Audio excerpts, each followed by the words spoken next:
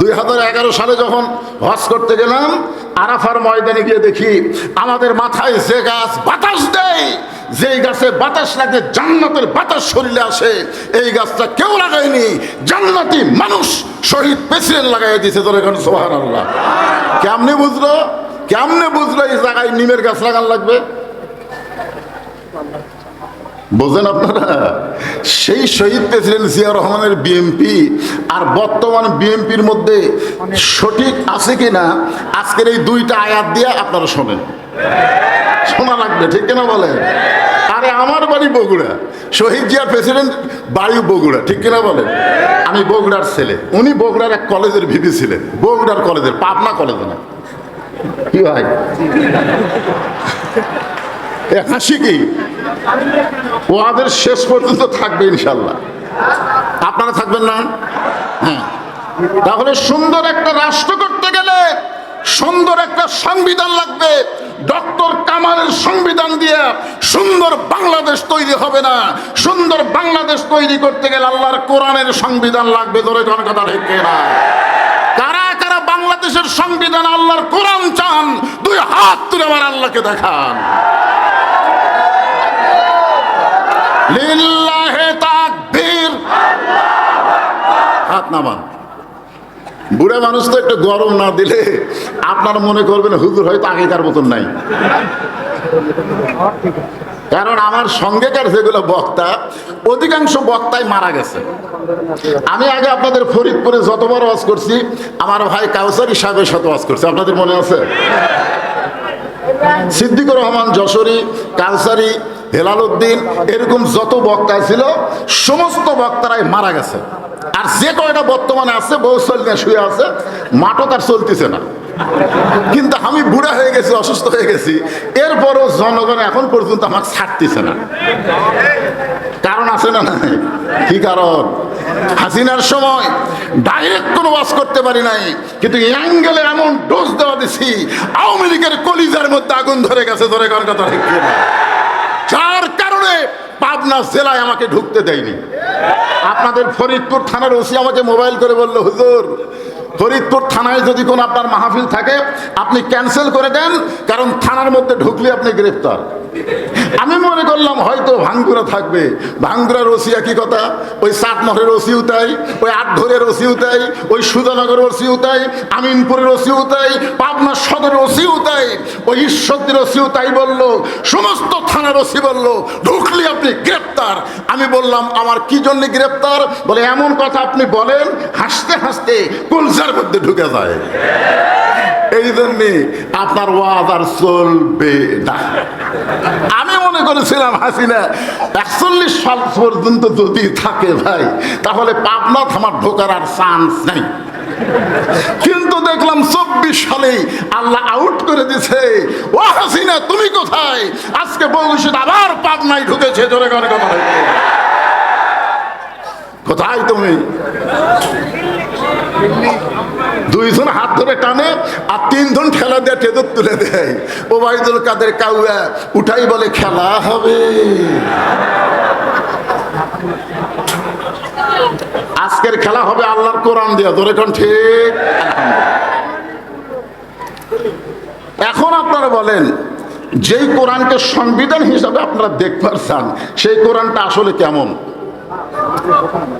কেমন? কি ভালো? খালি মুখটা ভালো করলে বললে হবে না তো। আজকে প্রাইমারিতে সরকার বেতন দেয়, ইয়েতিমখানা কোরআনের মাদ্রাসা 1 টাকাও সরকার দেয় না। ধরে কোন কথা ঠিক কিনা?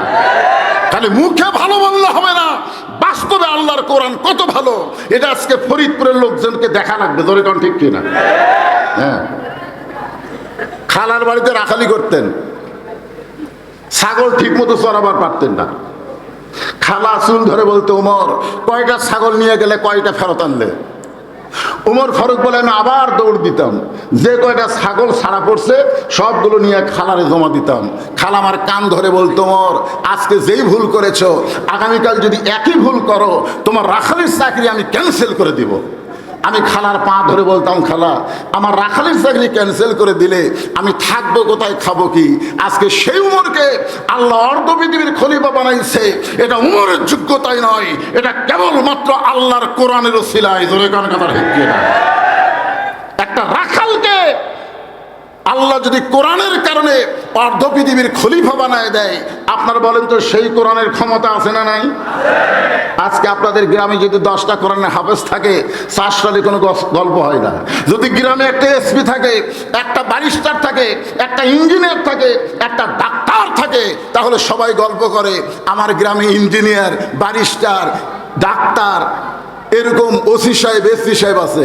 তোমার গ্রামে যে 4টা হাফেজ আছে, একবারও কয় না।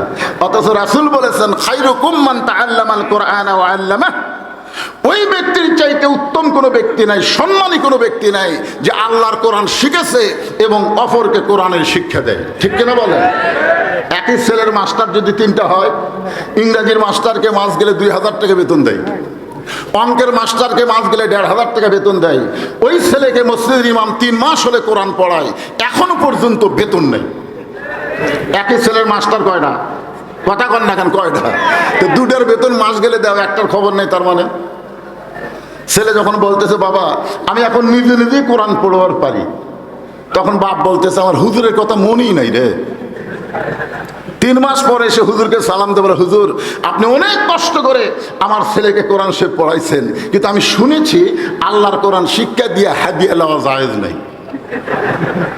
দেখছেন কি শুনছে? আপনার বলেন তো, আর এই শোনাটা হুজুর বেঁচা থাকা না মরে যাওয়া? ইংরেজি মাস্টারের সময় কোনো ফতুয়া নাই, অঙ্কের মাস্টারের সময় ফতুয়া নাই, ফতুয়া মারতেছে হুজুরের উপরে। ধরে এখন কার উপরে? কি জন্যে? কারণ বাংলাদেশে কোরআনের ওয়াজ হয়, কোরআনের তেলাওয়াত হয়, কোরআনের হাফেজ হয়, কিন্তু কোরআনের সমাজ কায়েম হয় না। ধরে এখন কথা ঠিক কিনা? আল্লাহর কোরআন যখন আমাদের বাংলাদেশে চালু হবে, তখন আপনারা দেখতে পারবেন এই কোরআনটা আসলে কি। আমি আপনাদের একটু দেখানোর জন্য নিয়ে যাচ্ছি হযরত ওমর ফারুকের কাছে। বাংলাদেশের মতন 96 দেশের খলিফা হযরত ওমর ছদ্মবেশে মদিনার অলি গলি ঘুরতেছেন শুধুমাত্র আল্লাহর কোরআনকে দেখার জন্য। জোরে বলেন, কি দেখার জন্য? কোরআন শোনা যায় কিন্তু কোরআন তো দেখা যায় না। হযরত ওমর আল্লাহর কোরআনকে দেখার জন্যে মদিনার অলি গলি ঘুরতেছেন। হঠাৎ হযরত ওমর দেখতে পায় বিস্তীর্ণ মরুভূমির মধ্যে একজন রাখাল উট আর দুম্বা চড়ায়। হযরত ওমর আল্লাহর কোরআনকে দেখার জন্য রাখালকে সালাম দিলেন, আসসালামু আলাইকুম রাখাল ভাই, আমার পেটে ক্ষুধা লাগছে, আমি উটের 1 পেয়ালা দুধ চাই। রাখাল মুস্কি মুস্কি হাসে। ওমর ফারুক বলেন, রাখাল তোমারে সালাম দিলাম, উটের দুধ চাইলাম, আর তুমি মুস্কি মুস্কি হাসো, কারণ কি? রাখাল বলতেছে, তোমার সালামের উত্তর দিব না, তোমাকে উটের দুধও দিবার পারবো না, আগে আমার জানতে হবে তোমার পরিচয়।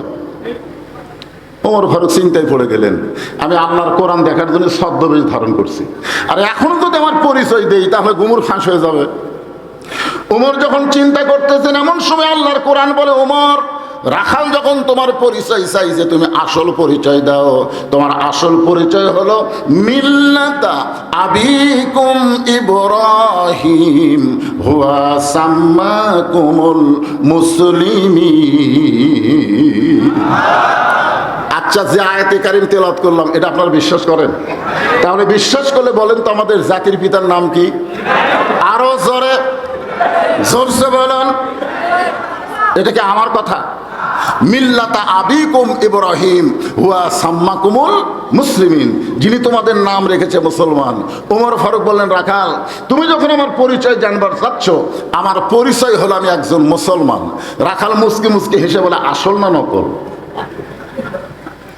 এখানে যারা মাগরিব এশার নামাজ না পড়ে, আমার ভাই তো নামাজের কথা খুব বললেন, মাগরিব এশার নামাজ না পড়ে যারা ওয়াজ শুনতেছেন, ফজরের আগে যদি আপনারা মরে যান, তাহলে দুনিয়ার কত মানুষ আপনার জানাজা করলে আপনি বেহেশত পাবেন? কত মানুষ? কথা কয় না কেন? দুনিয়ার সমস্ত মুসলমান যদি আপনার জানাজা পড়ে, তারপরে আপনি জান্নাতে যাবার পারবেন না, কারণ নামাজ না পড়ার কারণে আপনার ঈমান আল্লাহ নষ্ট করেছে। লা সালাতা লা ঈমানা, যার নামাজ নাই তার ঈমানই নাই। জোরে কার কথা হচ্ছে না? বাইনাল আবদি তরকুস সালাত, বান্দার কাফেরের মধ্যে পৃথক করার জিনিসটার নামই হলো নামাজ। এখন মাগরিব এশার নামাজ যারা না পড়ে ওয়াজ শুনতেছেন, আমার মনে হয় আপনারা ফজরও পড়বেন না, এটা আমার মনে হয়। কারণ মাগরিব এসা সহজ নামাজ, ফজর হলো কঠিন নামাজ। ধরে কোন কথা ঠিক কিনা? তো সহজ 2 ওয়াক্ত পড়েন নাই, কঠিনটা আপনারা পড়বেন? কি মনে হয় যারা নামাজ না পড়ে আবার শুনতেছে এরা আসল না নকল? রাখাল বড় পথিক ওমর ফারুককে লক্ষ্য করে বলতেছে, তুমি যে মুসলমান দাবি করলা, তুমি আসল না নকল? ওমর ফারুক বলে, রাখাল মুসলমান তো মুসলমান, এর মধ্যে আসল নকল কি? রাখাল বলতেছে, আসল মুসলমান যারা হবে তারা চাওয়ার ব্যাপারে সতর্ক থাকবে। আসল মুসলমান দরকার হলে ফাঁসির মঞ্চে যাবে, কিন্তু রাষ্ট্রপতির কাছে বাঁচার দরখাস্ত লিখবে না। ধরে কোন কথা ঠিক কিনা? এরকম আসল একজন মুসলমান আপনাদের পাশেই। আজকে আমার জামাই ডক্টর আব্দুল বারী রশিদি ওখানে ওয়াজ করতেছে, মতিউর রহমান নিজামী, নাম শুনছেন?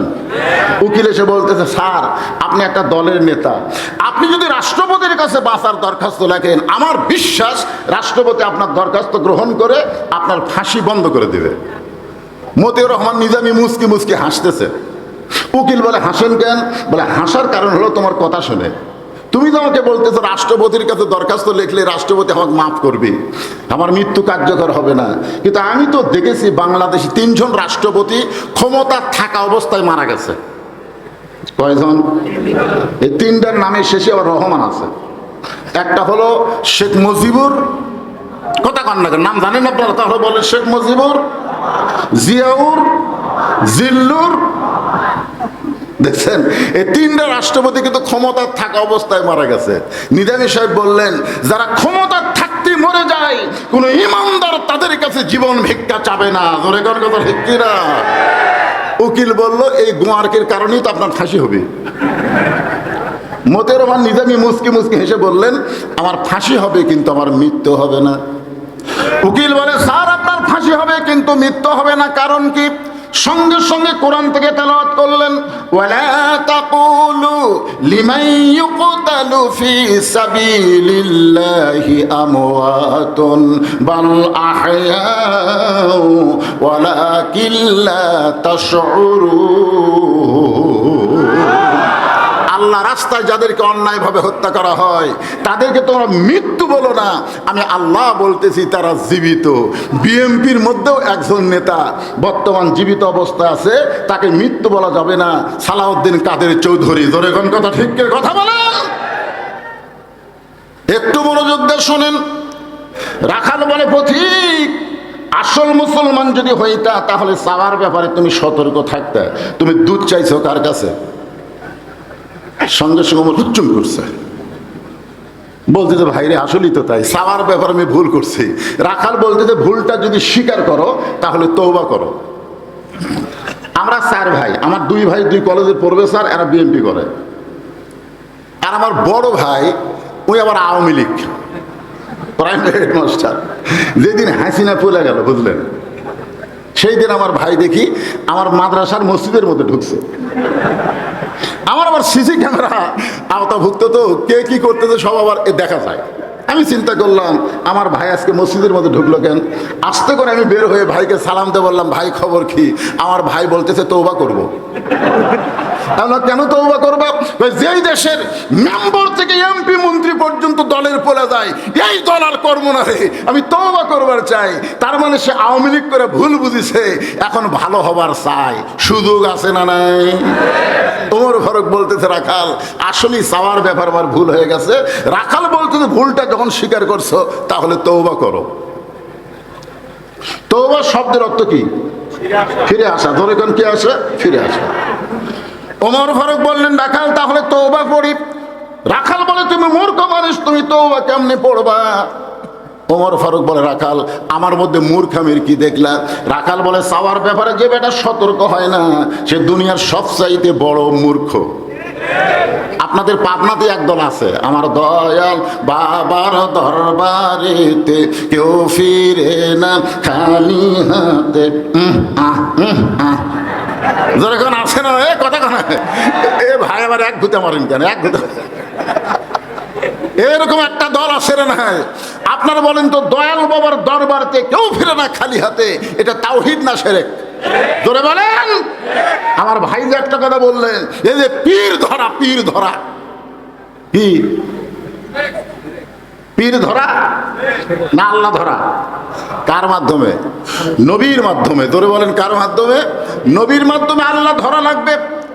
কারণ আল্লাহ ধরার রাস্তা আমরা জানতাম না, নবী আমাদের দেখায় দিয়েছেন। এই জন্য বলবো আতিউল্লাহ ও আতিউর রাসূল, আল্লাহর আনুগত্য করো, নবীর তরিকা মোতাবেক চলো।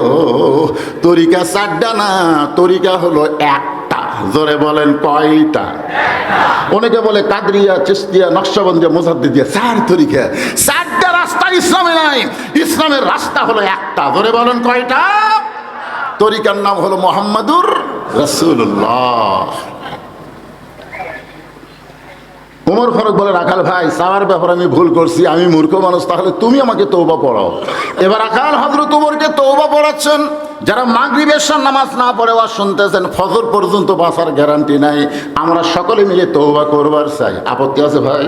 তাহলে জবান করে সকলে পড়েন আস্তাগফিরুল্লাহ রব্বি মিন কুল্লি জামবি ওয়া তুবু ইলাইহি। ওমর ফারুক তওবা করার পরে বলতেছে, রাখাল ভাই, আল্লাহর হস্তে উটের এক পেয়ালা দুধ দাও। কার হস্তে? রাখাল মুচকি মুচকি হাসে। ওমর ফারুক বলে, রাখাল আবার হাসো কেন? বলে, হাসার কারণ হলো তওবা করার পরে তুমি আবার মুনাফিকি করলে। যেই বলছে মুনাফিক, ওমর ফারুকের চেহারা রক্তের মতো লাল হয়ে গেছে। আপনারা বলেন তো, মুনাফিক আর কাফের এই দুইটার মধ্যে বেশি খারাপ কোনটা? কি হয় বুঝলেন? মুনাফিক থাকবে জাহান্নামের নিচে আর কাফের থাকবে জাহান্নামের উপরে। কাফেরের যে পেশাব পায়খানা করবে নিচে, মুনাফিকেরা সেই পেশাব পায়খানা খাবে। সাহাবেরা বললেন, হুজুর এ বদমাইশ মুনাফিক কোন দল থেকে বার হবে? আল্লাহ রাসূল বললেন, ইহুদের মধ্যে মুনাফিক নাই, খ্রিস্টানের মধ্যে মুনাফিক নাই, কাফেরের মধ্যে মুনাফিক নাই। মুনাফিকের আবাদ হবে মুসলমানের ভিতরে। মুনাফিকের আবাদ কোন জায়গাতে হবে? ওমর ফারুক বললেন, রাখাল আমার মধ্যে মুনাফিকের কে দেখলে? সঙ্গে সঙ্গে রাখাল বললেন, লিমা তাকুলু মা লা তাফআলু। দেখছেন, কোরআনের কথা বলবেন, কোরআনের কথা বলে চিল্লাচিল্লি করবেন, কিন্তু সেই কোরআন অনুযায়ী আপনি চলবেন না। এ হলো এক নম্বর মুনাফিক। জোরে কোন কথা ঠিক কিনা কথা বলেন? এক ছাত্র শেখায়, হুজুর বহু দূর গেলে ব্রিজ পাওয়া যায়, আর সোজাসুজি গেলে আমার বাড়ি খুব কাছে, এমন একটা দোয়া দেন তো, ব্রিজ ছাড়া নদী পার হওয়া যায়। তো ওস্তাদ বলতেছে, বিসমিল্লাহ করে চোখ বন্ধ করবি আর পানির মধ্যে পা দিবি। ওস্তাদের কথা বিশ্বাস করে ছাত্র সেদিন থেকে বিসমিল্লাহ করে নদীর কিনারে গিয়ে বলে চোখ বন্ধ করে পা দেয়, পানি শক্ত হয়ে যায়, তুই ওই পরে সরে যায়। এভাবে 2 বছর যাওয়া আসা করছে। তো মা বলতেছে, যেই হুজুর এত আল্লাহর ওলি, তার দোয়াতে তুই নৌকা ছাড়া ব্রিজ ছাড়া নদী পার হোস, ওই হুজুরকে একদিন দাওয়াত দিত। তো ছেলে এসে হুজুরকে বলতেছে, হুজুর আমার বাড়িতে আপনার দাওয়াত। তো হুজুর তো দাওয়াত পেয়ে খুব খুশি, চ যাই। এখন ব্রিজ বাঁধতে নদীর দিকে ছাত্র যায়, ওস্তাদকে কেড়ে পাগলা, ওদিকে নৌকাও নাই ব্রিজও নাই, ওদিকে কেন যাস? কই দিক দিয়ে আমি যাই। ওস্তাদ কয়, পাগল নাকি, নদীর মধ্যে তুই কেমনে যাস? আপনার দোয়াতেই যাচ্ছি হুজুর। নদীর কাছে গিয়ে চোখ বন্ধ করে বিসমিল্লাহ কইছে, ওই পারে গেছে, যেমন হুজুর আসেন। বিসমিল্লাহ করে চোখ বন্ধ করলে তো পানি শক্ত হবে। ও হুজুর বিসমিল্লাহ করে চোখ বন্ধ করে যে পাও দেয়, খপক ডুব খায়। হুজুর আপনি ডুবা গেলেন? হুজুর কামদের বলে, আমি নসিহত করেছি কিন্তু আমল করি নাই। অনেক বক্তাকে আল্লাহ তক্তা বানিয়ে জাহান্নাম দিবে, যারা ওয়াজ করেছে কিন্তু আমল করে নাই। জোরে কোন কথা ঠিক কিনা? একটু মনোযোগ দিয়ে শুনবেন। ওমর ফারুক বলে, রাখাল আমাকে মুনাফিক বলার কারণ কি? রাখাল বলতেছেন, লিমা তাকুলু মা লা তাফআলুন, আপনার মুখের সাথে মনের মিল নাই। আপনি সত্যি করে বলেন তো, আমি কি উটের মালিক? আমি যদি উটের মালিক হইতাম তাহলে আপনি আমাকে রাখাল ডাকলেন কেন? আর যখনই আপনি আমাকে রাখাল বলতেছেন, তখন আপনার মন বলতেছে আমি উটের মালিক না। আর মালিক বাদ দিয়ে কেউ যদি আল্লাহর হস্তেও চায়, মালিক ছাড়া রাখাল দিবার পারবে? জোরে কান পারবে? আপনাদের পাশেই বাইকোলা আছে না? নাই? আমি ওয়াজ করি, কেবল টেস্ট থেকে নামছি, ইতিমধ্যে এক লোক দৌড়ে এসে আমার হাতে 100 টাকা দিছে। আমি টাকার দিকে চকচকা টাকা পকেটে থুয়ে বললাম, ভাই কি জন্য টাকা দিলেন? হুজুর দোয়া করেন আল্লাহ আমার বইয়ের পেটে বাচ্চা দিছে, পুত্র যেন দেয়। যেই বলছে বইয়ের পেটে বাচ্চা দিছে আল্লাহ যেন পুত্র দেয়, তখন পকেট থেকে 200 টাকা বাইর করে দিলেন। বলে হুজুর আমি তো টাকা চাইনি, আপনি টাকা দিলেন কেন? আমি বললাম পাগলা তুই জানিস না আমি নিজেই 3 মেয়ের বাপ। আমার দোয়া দিয়ে যদি পুত্র সন্তান হতো তাহলে আল্লাহ আমাকে একটা দিত। যতবার আমার বইয়ের বেড়ে বাচ্চা চাইছে প্রত্যেকবারে আমি দোয়া করছি আল্লাহ এইবার একটা পুত্র দাও, কিন্তু আমার দোয়াতে আমার বইয়েরটাই পুত্র হয় না, তোর বইয়েরটা হবে? তখন কয় হুজুর আমি তো তা জানি না, তাহলে আপনি টাকা আপনি নেন, আমারটা আমাকে দেন। ওরে যেই 100 টাকা দিয়েছি টাকা নিয়ে মারতেছে দৌড়। আমি বললাম কোথায় যাবি? বলে ওই হুজুরের কাছে যাবো, তার বেটা সওয়াল আছে।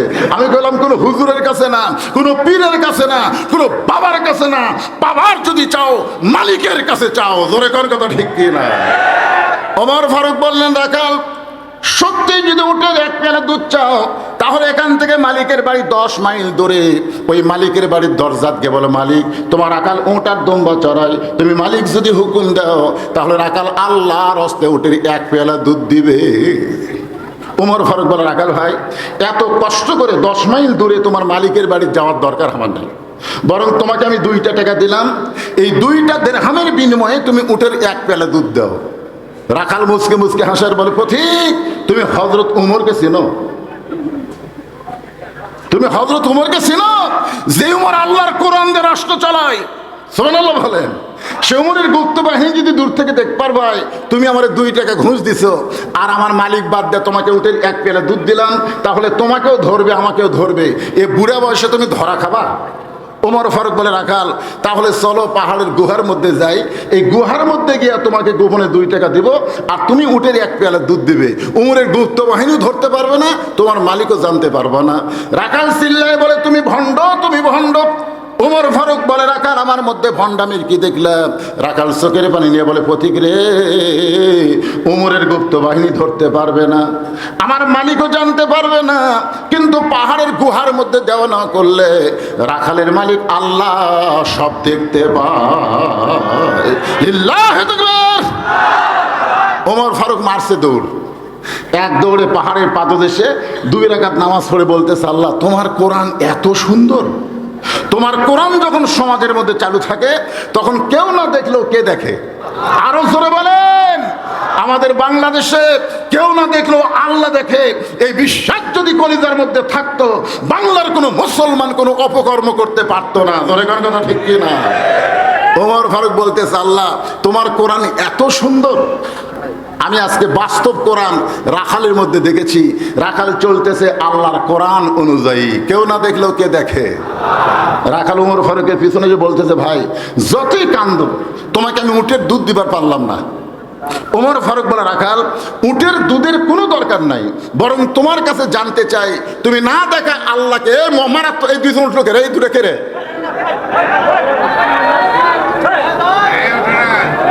যাদের পেশাব লাগতেছে তারা সাইডে বসবেন। মারাত্মক কথা এখানে আসতেছে, খেয়াল করে দেখেন যে আল্লাহ তোমার কোরআন যখন সমাজের মধ্যে চালু থাকে তখন কেউ না দেখলেও কে দেখে? আল্লাহ। এই রাখালের মধ্যে এতক্ষণ পর্যন্ত আমি দা দেখলাম, তোমার কোরআনকে দেখতে পাইলাম। রাখাল বলতেছে তুমি যতই কান্দ উটের দুধ আমি তোমাকে দিবার পারলাম না। ওমর ফারুক বলে রাখাল ভাই উটের দুধের কোনো দরকার আমার নাই, আমি শুধু তোমার কাছে জানতে চাই তুমি না দেখা আল্লাহকে কলিজার মধ্যে জায়গা দিয়ে আল্লাহর কোরআন অনুযায়ী চলতেছ, এর বিনিময়ে তোমার চাহিদা কি? 50 বছর কোরআনের হক তাফসীর করে অন্যায়ভাবে 13 বছর জেলখানায় বন্দি করে জেলখানা থেকে হাসপাতালে নিয়ে গিয়ে হত্যা করা, আপনার বলেন তো আল্লামা সাইদ হুজুরের চাহিদা কি? কথা কয় না। জান্নাত। সব সময় আমি তার সঙ্গে বহু মাহফিল করছি। আপনাকে পাবনা দারুল আমান ট্রাস্টে 2009 সালে ওয়াজ করার পর কিন্তু আমার ওয়াজ পাবনা বন্ধ হয়ে গেল। উনি সবসময় আল্লাহর কাছে বলতো আল্লাহ আমাকে তুমি শাহাদতের মৃত্যু দিও। ধরে কোন কথা ঠিক কিনা বলতো না? মনে শোনেননি তো? জেলখানার মধ্যে মারা গেলে তো শহীদ হওয়ার পারবে না, এই জন্য আল্লাহর ইশারায় হাসিনার মাধ্যমে আল্লাহ জেলখানাতে বের করে হাসপাতালে নিয়ে গিয়ে তাকে হত্যা করা হয়েছে। ধরে কোন কথা ঠিক কিনা? তার চাহিদা ছিল সাধারণ মৃত্যু আমি চাই না, আমি শাহাদতের কামনা করতেছি। সুবহানাল্লাহ বলেন। আহা, একটা চাহিদা আছে না নাই? ওমর ফারুক বললেন রাখাল তুমি না দেখা আল্লাহকে কলিজার মধ্যে জায়গা দিয়া আল্লাহর কোরআন অনুযায়ী চলতেছ, তোমার চাহিদা কি? দুনিয়াতে তোমার কোনো ভালো চাকরি নাই, ভালো কোনো বাড়ি নাই, ভালো কোনো খাওয়া দাওয়া নাই, এরপরেও তুমি আল্লাহর কোরআন অনুযায়ী চলতেছ, এর বিনিময়ে তোমার চাহিদা কি?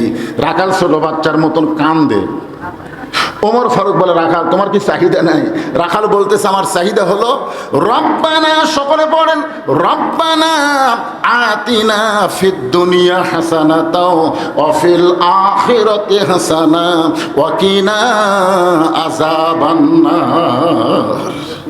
ওমর ফারুক বললেন, রাখাল আমি তোমার চাহিদার কথা শুনতে চাইলাম, আর তুমি কোরআনের আয়াত তেলাওয়াত করলে। রাখাল বললে, তুমি আসলেই মূর্খ।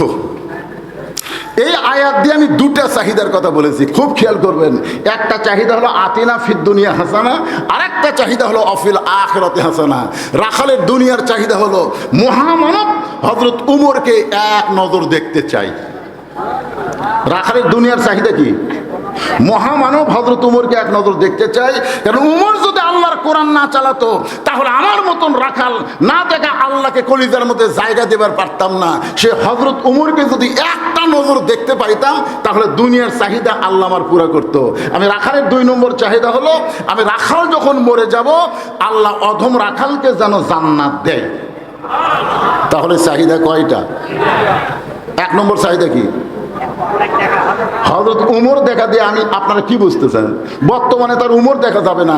উমরের মতন ন্যায় পরায়ণ নেতাকে বাংলার জমিনে আমরা দেখতে চাই। জোরে কোন কথা বলেন না কে? কাউয়া কাদেরের মতন নেতা দেখবেন? খুব খেয়াল করবেন।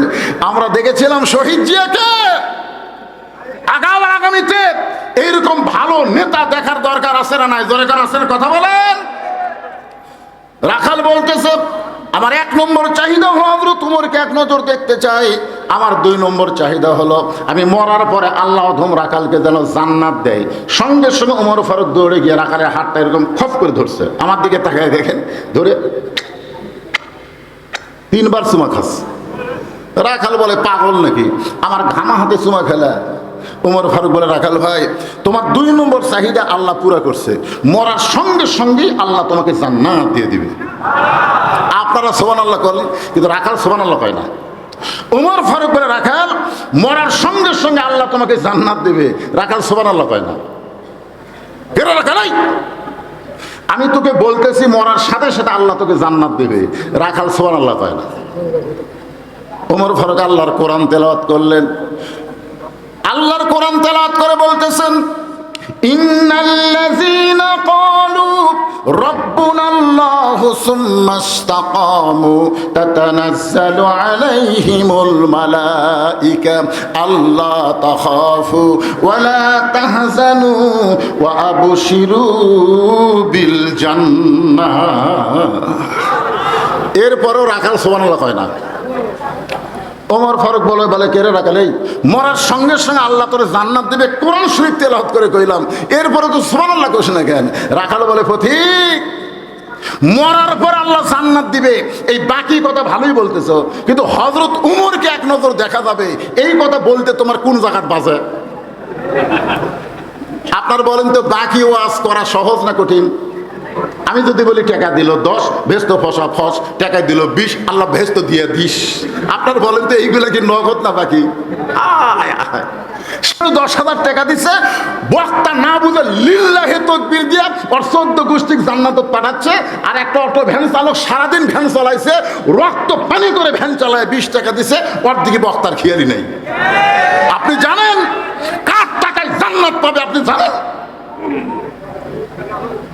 কি? আয় আয় মরে গেলে জান্নাত, এ কথা সবাই বলতে পারে। রাখাল বলে, পথিক, আমি মরে গেলে আল্লাহ জান্নাত দিবে, এই বাকি কথা আমি শুনে সুবহানাল্লাহ কব না?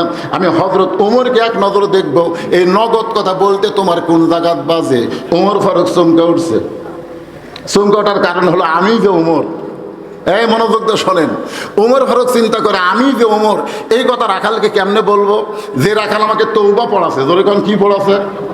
যে রাখাল আমাকে মুনাফিক কইছে, যে রাখাল আমাকে ভণ্ড কইছে, এখন যদি বলি আমি ওমর, বলাও সারা, রাখাল হাত ফেল করে মরাও সারা। ধরে কোন কথা ঠিক কি না?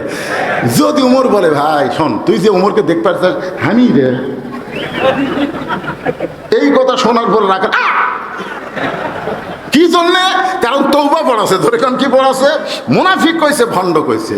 ওমর ফারুক চিন্তায় পড়ে গেলেন, এখন কি করি? এমন সময় আল্লাহর কোরআন সব সমস্যার সমাধান। বিশ্বাস হচ্ছে না তো? সব সমস্যার সমাধান আল কোরআনের আলো। সব জায়গায় করবেন, ঘরটা বাদ দেন তো, সব জায়গায় আল কোরআনের আলো। কোরআন হাদিস যেখানে, দুনিয়ার মুসলমান লিল্লাহে তাকবীর। রাত 11:15 বাজতেছে, আর আপনাদের চেহারা দেখে মনে হচ্ছে কেবল রাত 10টা বাজতেছে। আল্লাহর কোরআনের পাওয়ার আছে না নাই? জোরে করে আছে না নাই?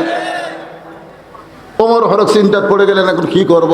এমন সময় আল্লাহর কোরআন বলতেছেন, উদউ ইলা সাবিলি রাব্বিকা বিল হিকমাহ। ওমর, ডাইরেক্ট বলিস না তুই, ওমর এটা ডাইরেক্ট বলিস না। বর্তমান যে পরিবেশ চলতেছে, এই পরিবেশে ডাইরেক্ট বললে বিএনপি ভাই, জাতীয় পার্টি ভাই, অন্য ভাইরা বেজার হবে। এই জন্য আল্লাহ কোরআন বলেছে ডাইরেক্ট বলিস না রে পাগলারা, ডাইরেক্ট বলিস কেন?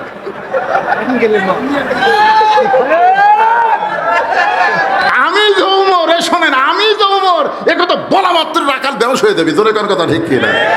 তো আল্লাহ সহজ পথ দেয়নি, ডাইরেক্ট মারা লাগবে কেন? আল্লাহ বলতেছেন উদু ইলা সাবিলি রাব্বিকা বিল হিকমা, হিকমতের মার দাও, হিকমত কৌশল করে বলো। ওমর ফারুক বললেন, রাখাল সত্যি যদি উমরকে দেখতে চাও তাহলে ফজরের নামাজ তোমাকে সামনে কাতারে আদায় করা লাগবে। ফজরের নামাজ যদি সামনে কাতারে আদায় করো, মেহরাবের মধ্যে লক্ষ্য করে দেখবা যেই মানুষটা ইমামতি করতেছে ওই মানুষটি হলেন হযরত উমর। কি বুঝলেন? আল্লাহর কোরআনটা যখন রাষ্ট্র চলবে, খালি নেতাগিরি করলে হবে না, মসজিদের ইমামতি করাও লাগবে। জোরে কোন কথা ঠিক না? কথা বলে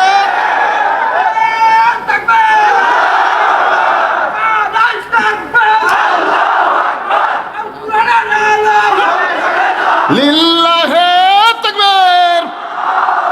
রাখাল ছোট বাচ্চার মতন কান্দে। ওমর ফারুক বলে, রাখাল যদি উমরকে দেখতে চাও তাহলে ফজরের নামাজ সামনে কাতারে আদায় করা লাগবে। মেহরাবের দিকে লক্ষ্য করলে দেখবা যে মানুষটি ইমামতি করতেছে সেই মানুষটি হলো হযরত উমর। কান্দো কেন? রাখাল বলতেছে, কান্দার কারণ হলো আমি বারান্দাত নামাজ পড়ি। উমর ফারুক বললেন, বারান্দাত কেন পড়ো? বলে আমি একটা রাখাল। একটা রাখাল কোনোদিন মসজিদের মধ্যে ঢুকবার পারে? মসজিদের মধ্যে নবীর দামি দামি সাহাবী আছে, আর দামি দামি সাহাবীর মধ্যে আমি রাখাল কেমনে যাই? ওমর ফারুক বললেন, তুমি কম দামি আর ভিতরে যারা নামাজ পড়ে তারা দামি, এই বুঝটা তোমাকে দিল কে? আজকে আমি চেয়ারে বসে আছি, আমি দামি, আর আপনারা খেরত বসে আছেন, আপনারা কম দামি, এই বুঝটা আপনাকে দিল কে?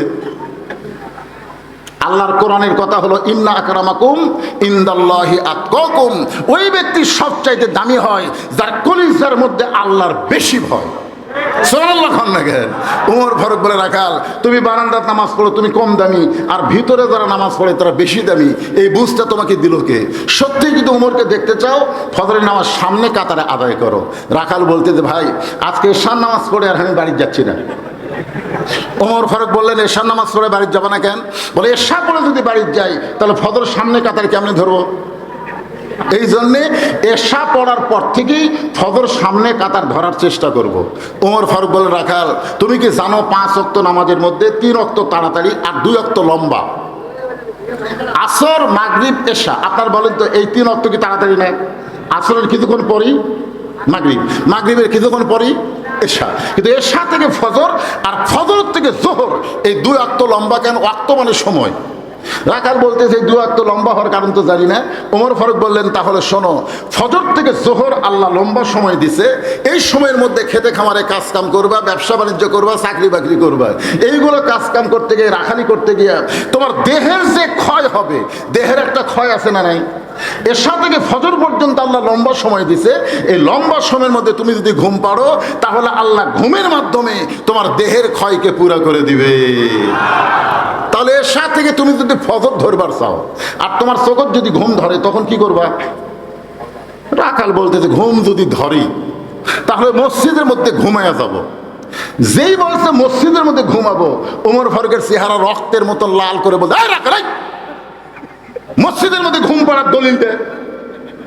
আপনারা বলেন তো, মসজিদ যদি ঘুম পাড়বেন তার একটা দলিল নাই? দলিল থাকা লাগবে, কথা কর না কেন, দলিল থাকা লাগবে না?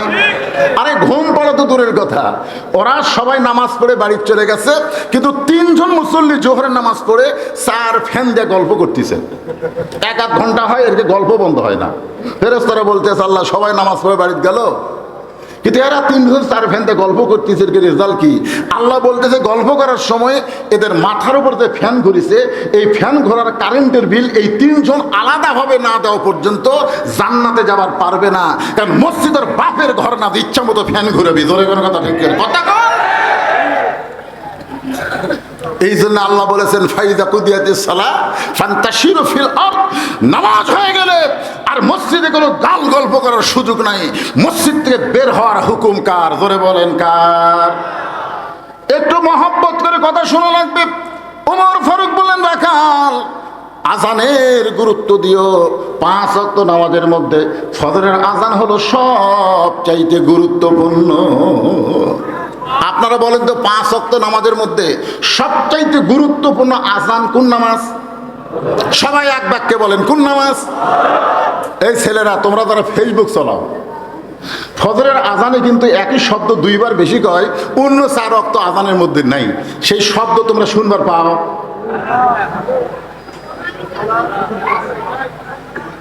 এই যুবকদের আমি বলতেছি, শুনবার পাও? কিন্তু চেতন পাও না। আসসালাতু খায়রুম মিনান নাওম, ঘুম হইতে নামাজ অতি উত্তম। আজকে আমাদের যুবকেরা মসজিদে নাই, সব কয়টা বুড়া মসজিদের মধ্যে যায়। কারণ কি জানেন?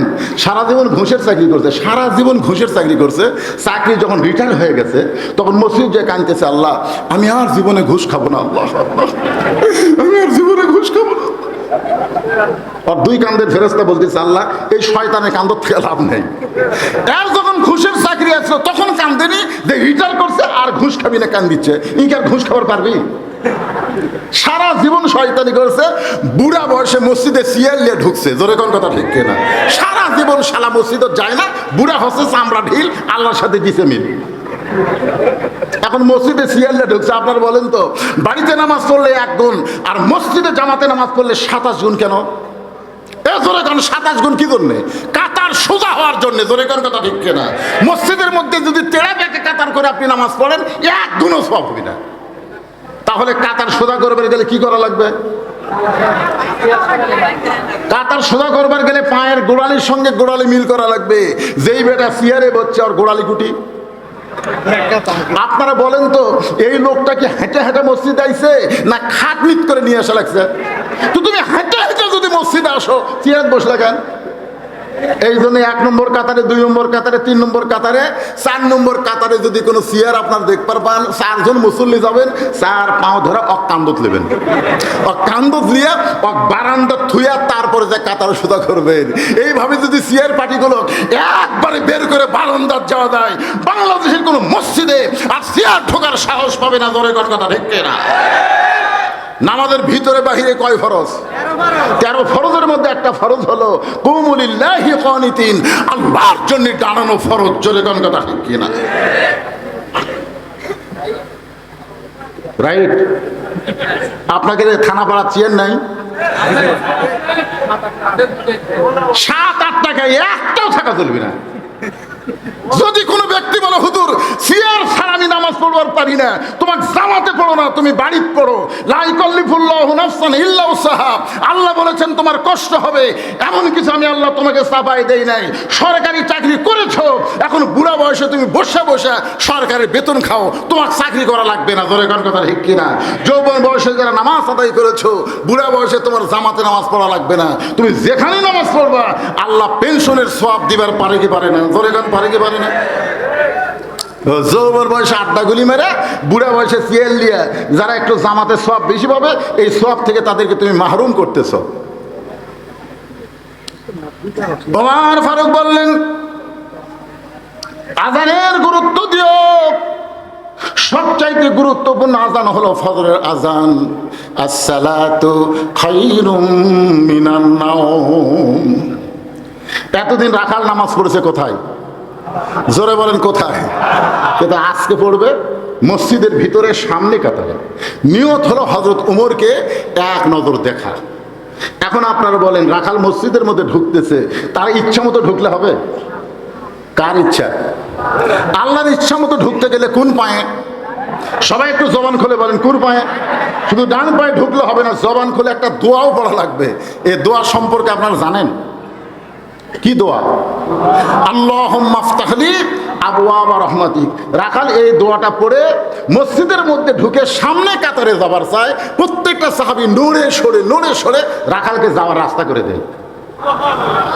রাখাল বলে, আল্লাহ রে, বারান্দার থেকে এতদিন কি ভাবলাম, আজকে ভিতরে ঢুকে আমি কি দেখতেছি? ভিতরে ঢুকে দেখতেছি আমিও যা, এরাও তাই। এটা ভিতরে না ঢুকলে বোঝা যাবে না। যারা ইসলামের বারান্দায় আছে, যারা কিছুই বুঝবে না, উদখুলু ফিস সিলমি কাফা, পুরোপুরি ইসলামের মধ্যে ঢোকা লাগবে। জোরে কোন কথা ঠিক না? এখন সামনে কাতারে এসপি সাহেব দাঁড়ায় দেখে একটা মুসল্লি হলে কাতার পুরো হবে, কিন্তু একজনই নাই। এসপি কয়, কে রে? একটা মুসল্লি নাই। তাকায় দেখে দরজার চৌকিদার খাড়া হয়ে আছে। এসপি ডাকতে চাই, চৌকিদার বলে, না স্যার, আপনি এসপি, আমি চৌকিদার। এসপি বলতে সেটা বেড়ার কথা। মসজিদ থেকে যখন বার হব তখন আমি এসপি, তুই চৌকিদার, কিন্তু ভিতরের কথা অন্যটা। আই চৌকিদার ভয় আসবার যায় না, এসপি নিজে কাতার ছেড়ে যায়, চৌকিদার হাত ধরে টানতে দেখে তখন ভিতরে যাবার কে হাত ধরে টানে নিয়ে গেছে সামনে কাতারে। আমার পায়ের গোড়ালির সঙ্গে গোড়ালি মিল করে খাড়া হোক। চৌকিদার বলতে, স্যার আপনার পায়ের গোড়া কিন্তু তেলতেলা, আমারটা ফাটা। এখন ফাটা তেলতেলা একত্র হয়ে যদি কিছু হয়, এসপি বলতেছে, আমরা দুই ভাই তেলতেলা ফাটা একসঙ্গে করে কাতার সোজা করতে চাই। ধরে করে কথা ঠিক না? চৌকিদার কান্দার কয়, আল্লাহ রে, ভিতরে এত শান্তি, এটা বাইরে থেকে বোঝা যায় না। ভিতরে চৌকিদার এসপি এক কাতার হয়, আওয়ামী লীগ, বিএনপি, জাতীয় পার্টি, জামাত, তাবলীগ এক কাতার হয়। জোরে কোন কথা ঠিক না? আর বাইরে 40 দল। খালি বাইর হলি, আমাকে চিনিস? তুই কি? আমার এলাকাতে এক নেতা এরকম হুমকি মারছে, আমাকে চিনিস? আগামীকাল সকাল 10টায় তোর হাত পা ভাঙ্গা সোজা করে দেবো রে। লোকটা দেখে ই তো আর দল ক্ষমতা আছে, বারে যে হুমকি দিল। বগুড়ার কথা বলতেছি, বগুড়া হলো বিএনপির ঘাঁটি, কিন্তু এই 15.5 বছর আওয়ামী লীগ যা কষ্ট দিছে ভাই, বগুড়াতে আপনারা শুনলে আশ্চর্য হবেন। একই বাড়িতে আওয়ামী লীগ, বিএনপি, যাই বগুড়া বর্তমানে সভাপতি, ওর ভাই মোহন আবার আওয়ামী লীগের সভাপতি, একই বাড়ির দ্বারা এমন হুমকি মারছে, আগামীকাল সকাল 10টায় তোর হাত পা ভাঙ্গে সোজা করবো। ওই হুমকি শুনে বাড়িতে এসে কান্দিচ্ছে। বউ বলে, কান্দ খেন? বলে, কান্দার কারণ হলো সকাল 10টায় আমার হাত পা ভাঙ্গে সোজা করবি। বউকে, তুমি পাগল নাকি? সকাল 10টায় তোমার হাত পা ভাঙবি আর তুমি সন্ধ্যা রাত্রে কাঁদতেছো? এই দেশ কি মহের মুল্লুক হলো নাকি? এই দেশে কি কোনো বিচার নাই? গ্রামে চেয়ারম্যান আছে, মেম্বার আছে, তাদের কাছে বিচার দাও। স্বামী হাসিয়ার বলে, বিবি রে, যে আমাকে হাত পা ভাঙবার আছে ওই চেয়ারম্যানের লোক। বউ বলে, তাহলে বিচার হবে না? বলে, তুই বদরুল ইসলামের ওয়াজ শুনিসনি? বউকে, কি ওয়াজ করছে? বলে, 6 বছর ন্যাংরামের চাষ করছে, জ্যৈষ্ঠ মাসে দেখতে গেছে আম পাকছে কিনা। যাই দেখে ছোট্ট বাচ্চা গাছের ডালে বসে আম পাড়তেছে আর ব্যাগের মধ্যে তুলতেছে। বাগানের মালিক বলে, এই আমার পরিবারের কেউ আম খাই নাই, তুই আমার গাছে ধরে আম পাড়তেছিস, তোর বাপক যা বিচার দেবো। ছেলে খালি মুচকি মুচকি হাসে। বাগানের মালিক বলে, হাসিস কেন? বলে, আমার বাপক কোথায় যা বিচার দিবেন, আমার বাবাও আর এক গাছে চড়ছে। তাকে দেখে ওর বাপ আম পাড়ের বস্তা ভরায়, নিচে বসে কান্দের, বলে, আল্লাহ বিচার দেবো কার কাছে? বেটা ওসর, বাপে ওসর, 15.5 বছর আমাদের বিচার দেওয়ার জায়গা ছিল না। ধরে কোনো কথা ঠিক, সব শালাইছো, সব শালাইছো। দেশের সমস্ত টাকা মারে ওরা বিদেশে পাঠিয়ে পাঠিয়েছে। আমাদের সিংড়ার একটা পলক ভাই, এই বুড়াগুলার সাথে তখন লিয়া যায়, বুঝলেন? সিংড়ার একটা নাম শোনেন নেই? ওই সিংড়ার একটা পলক, জনায়েত আহমদ পলক, একজন বুড়াকের সাথে লিয়া যায়। আমি তখন বলি ফান্দে পড়িয়া পলক কান্দে রে। কারণ বুড়ারা দেখতে তো আমাদের জীবন শেষ, এই বুড়া বয়সে জেলত থাকলে আর কোনো সমস্যা নাই, কিন্তু এই পলক চিন্তাত পড়ে গেছে। এই জুয়ান বয়সে বউ চলে ছাড়িয়ে, আর বউ কিন্তু কেনারা সেই মজা মারতেছে ভাই রে। কি চিন্তা করে দেখেন, এই দেশে বিচার ছিল না, বিচারক পর্যন্ত সবচাইতে বড় গাদ্দারি করেছে। ধরে কোন কথা ঠিক কিনা? ভালো মানুষগুলো জেলখানায়, এই মানুষকে কয়েকবার ধরে নিয়ে গেছে, আমাকে ধরে নিয়ে গেছে 9 বার। আমাকে ধরে নিয়ে যে আমার আঙ্গুলের মধ্যে বাটাম দিয়ে আমার 2টা আঙ্গুল ভেঙে দিছে। ভালো মানুষগুলো জেলখানা আর খারাপ মানুষগুলো জামিন বাসে, এরা কোনোদিন বিচারক হতে পারে না। আল্লাহ বলেছেন ওয়াইদা হাকামতুম বাইনান নাস আন তাহকুমু বিল আদল, কাউকে যখন বিচারকের আসনে বসানো হয় সে বিচারক না, মূল বিচারক হল আমার আল্লাহ। ধরে কোন কথা ঠিক কিনা? রাখাল যাইতে যাইতে একেবারে সামনে কাতারে মেহরাব বরাবর দাঁড়ায় রাখাল 2 রাকাত নামাজ আদায় করেছে। ফজরের ফরজের পূর্বে 2 রাকাত সুন্নত আছে না নাই? রাখাল 2 রাকাত সুন্নত নামাজ পড়ে চুপটি করে বসে গেছে। মনে বড় সাধনা, আজকে হযরত উমরকে এক নজর দেখতে চায়। এমন সময় এক সাহাবী মসজিদের মধ্যে ঢুকে দেখে জায়গা দখল। ওই সাহাবীর নাম হলো ওসমান গনি। ধরে কোন নাম কি? ওসমান গনি। চিন্তা করতেছে কিনা আমার জায়গাতে এটা কে বসে আছে? যেই জায়গায় হয়তো ওসমান গনি নামাজ পড়ে, এই জায়গাতে একজন বসে আছে, তার নাম কি? রাখাল। ওসমান গনি বলে আমার জায়গা কে রে? আসলে মসজিদের মধ্যে শুধু একজন ব্যক্তির জায়গা দখল, সেটা হলো ইমামের জায়গা। ধরে কোন কথা ঠিক কিনা? মুসল্লির কোনো নির্দিষ্ট জায়গা আছে? কিন্তু আল্লাহ রাসূল করে দিছে যে আমি যতদিন ইমামতি করব, আমি বরাবর যিনি পিছনে দাঁড়াবে তার নাম হলো আবু বকর। আমার আবু বকর যখন ইমামতি করবে, আবু বকর বরাবর যিনি পিছনে দাঁড়াবে তার নাম হলো উমর। আমার উমর যখন ইমামতি করবে, উমর বরাবর যিনি পিছনে দাঁড়াবে তার নাম হলো ওসমান। ওসমান যখন ইমামতি করবে, ওসমান বরাবর যিনি পিছনে দাঁড়াবে তার নাম হলো আলী। আলী যখন ইমামতি করবে, আলী বরাবর পিছনে। এই পিছনে বলার পরে নবী আর কারোর নাম কয় না। সাহাবেরা বললেন হুজুর, হযরত আলী যখন ইমামতি করবে, আলী বরাবর পিছনে কে দাঁড়াবে? সঙ্গে সঙ্গে নবী বললেন মা ইয়ান্তিকু আনিল হাওয়া ইন হুয়া ইল্লা ওয়াহয়ুহা।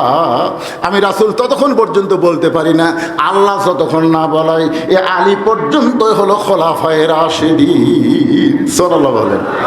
এখন আপনারা বলেন, ওমর ফারুক যখন ইমামতি করবে, ওমর বরাবর পিছনে কে দাঁড়াবে? কি বুঝলেন না তখন? জোরে কোন কে? এটা আশা দেখে জায়গা দখল। খুতবার মধ্যে ইমাম সাহেব আপনাদের প্রতি শুক্রবারে শোনাই আল হায়াউন ওসমান, শোনাই না? আপনারা শোনেন না? 4টা সাহাবীর নাম যখন বলে তখন কিন্তু একটা করে ডিগ্রির কথা বলে। ওসমান গনি অত্যন্ত সরম এবং নরম। চিন্তা করতেছে আমার জায়গার যখন কেউ বসে আছে, থাক দেখি তো তার পাশে ফাঁকা আছে কিনা। আসে দেখে রাখালের ডান পাশে ফাঁকা জায়গা।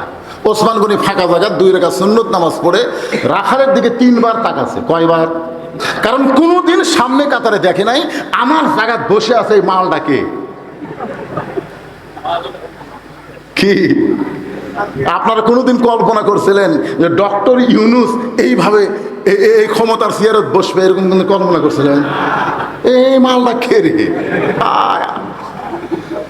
বাংলাদেশে শহীদ রাষ্ট্রপতি জিয়াউর রহমান ভারতের চোখের দিকে চোখ রাঙ্গায় কথা বলেছে, ভারতকে পরোয়াই করেন। ভারতের তালপুট্টি খেটে নেওয়ার জন্য বহু চেষ্টা করেছে। শহীদ জিয়াউর রহমান বলেছে তোরা কে, তোদের দিকে পরোয়া নাই, বলে আমরা ভারত থেকে সব সাহায্য বন্ধ করে দেব। তিনি বললেন ইয়্যাকা না'বুদু ওয়া ইয়্যাকা নাস্তাইন, গোলামি করি যার, সাহায্য চাই তার কাছে। ভারত কিছুই করতে পারে নাই। আর একটা বুড়া বয়সে আমাকে ডক্টর ইউনূস, ধরে কোন কথা ঠিক কিনা? কিন্তু দিন দিনই অন্যরকম হয়ে যাচ্ছে।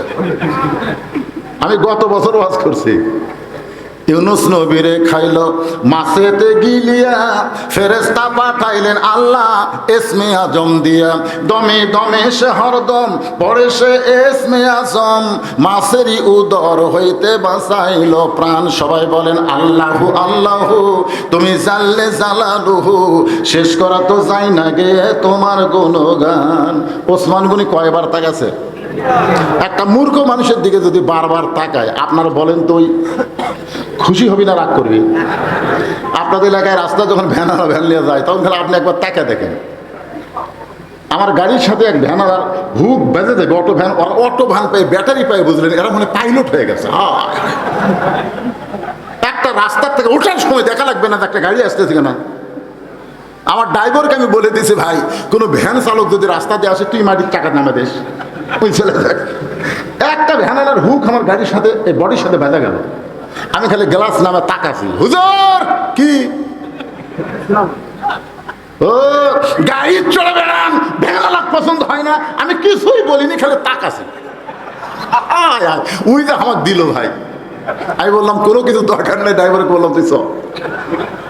আপনার বলেন তো, আমার দিকে যদি আপনার সারা রাত টাকা থাকেন আমি কি রাগ করবো? আমার ভাইয়ের দিকে আপনার সারা রাত টাকা থাকেন রাগ করবে? করবে। কিন্তু ভ্যানালার দিকে একবার তাকানি খেপে যাবে। তিনবার ওসমান গনি সেই মাত্র তাকাইছে, সঙ্গে সঙ্গে রাখাল বলে, এই মিয়া বারবার আমার দিকে কি দেখো মিয়া? সঙ্গে সঙ্গে ওসমান গনি নরম মানুষ কাঁপতে কাঁপতে দাঁড়ায় গেছে। এত জোরে হুমকি মারছে, ওসমান গনি কাঁপতে কাঁপতে দাঁড়ায় বলতে, ভাইজান কোনোদিন আপনাকে সামনে দেখি নাই, আজকে প্রথম দেখতেছি। এই কারণে তিনবার দেখেছি, কারণ আমার শরম বেশি। যাদের শরম বেশি তারা একভাবে দেখতে পারে না, দেখলেও সাথে সাথে তারা নজর নিচের দিকে করে। ধরে কারণ ঠিক কে না? কতগুলো লোক দেখবেন বেহার মতন, এটা কার বউ রে? হায় হায়, ওই মানুষ না কুত্তে বোঝার উপায় নেই। আল্লাহ কোরআনে বলেছেন, কুল্লিল মুমিনিনা ইয়াগুদ্দু মিন আবসারিহিম। হঠাৎ যদি কোনো বেপরদা নারী, কোনো সুন্দরী তোমার চোখে পড়ে, সঙ্গে সঙ্গে নজর তুমি নিচের দিকে করো, দ্বিতীয়বার আর তাকাবার পারবা না। ধরে কারণ কথা ঠিক কিনা? ভাইজান কোনোদিন আপনাকে সামনে কাতারে দেখে না, আজকে প্রথম দেখেছি। এদিনে পরপর তিনবার তাকাইছি। আপনার পরিচয় কি?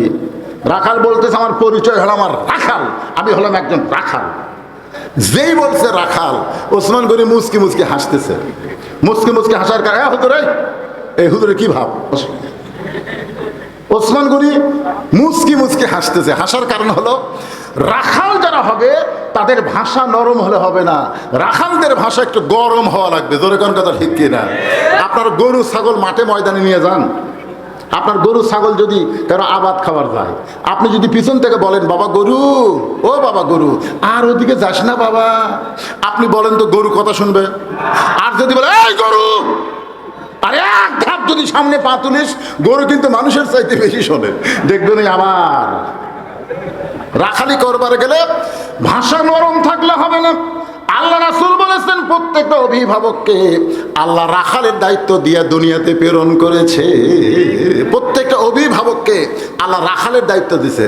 এখন হয়তো আপনি বলবেন, হুজুর আমার গরু ছাগল নাই, আমি কার রাখালি করব? আপনি চোখ বন্ধ করে দেখেন, আছে।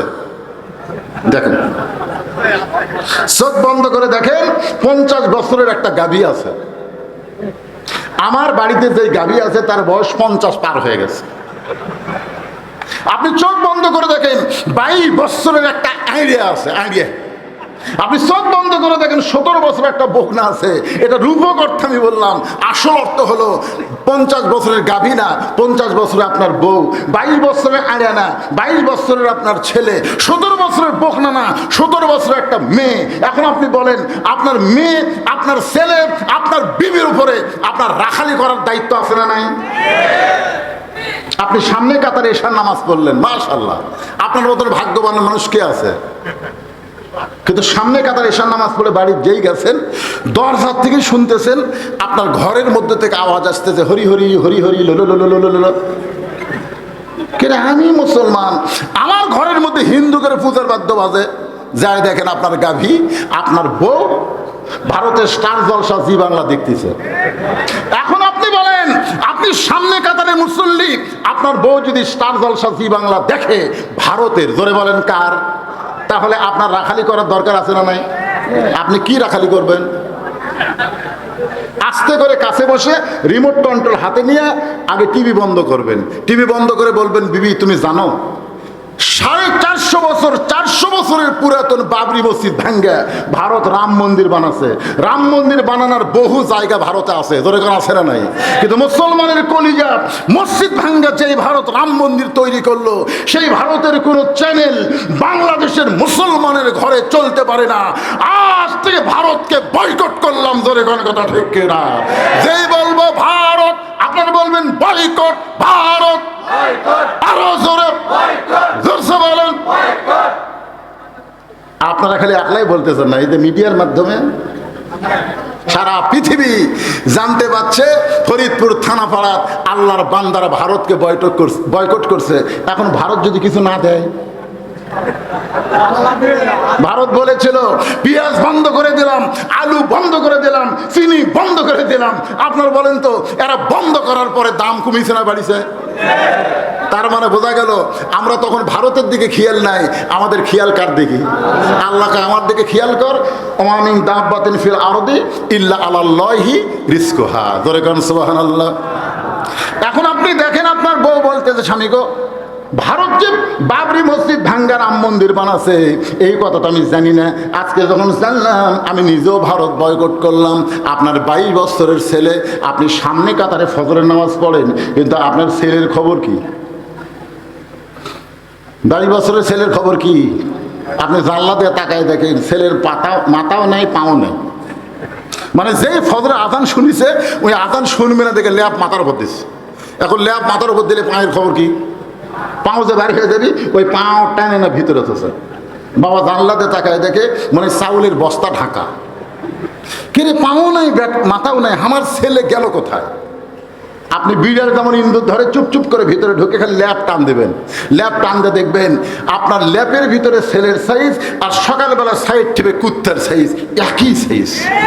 এখন আপনার বলেন, ফজর আজান শুনে আপনার ছেলে যদি কুকুরের মতন শুয়ে থাকে, তাহলে আপনার রাখালি করার দরকার আছে না নাই? জোরে করে আছে না নাই? আপনার মেয়েটা 17 বছর বয়স, মেয়েটা হাইল পরে কিলকিল করে ঘুরতেছে, বাবা হিসাবে আপনার রাখালি করার দায়িত্ব আছে। কথা কয় না, আছে না নাই? আল্লাহ রাসূল ঘরের মধ্যে ঢুকে দেখে নবীর মাত্র 9 বছরের ছোট্ট মেয়ে ফাতেমা হাতের মধ্যে ছুরি দিয়া মুচকি মুচকি হাসতেছে। এই দৃশ্য দেখার পরে নবী ঘর থেকে বাহিরে আসলেন। ফাতেমা চমকে গেল, সেই বাবা ঘরের মধ্যে ঢুকে আমাকে মা মা বলে আদর করে, আমার সেই বাবা ঘর থেকে কেন বাইরে যায়? বারান্দায় ফাতেমা দেখে নবীর চোখ দিয়ে দর দর করে পানি পড়তেছে। ফাতেমা বলেন, বাবা কি দুঃখ আপনার মনে, এমন করে কেন কাঁদতেছেন?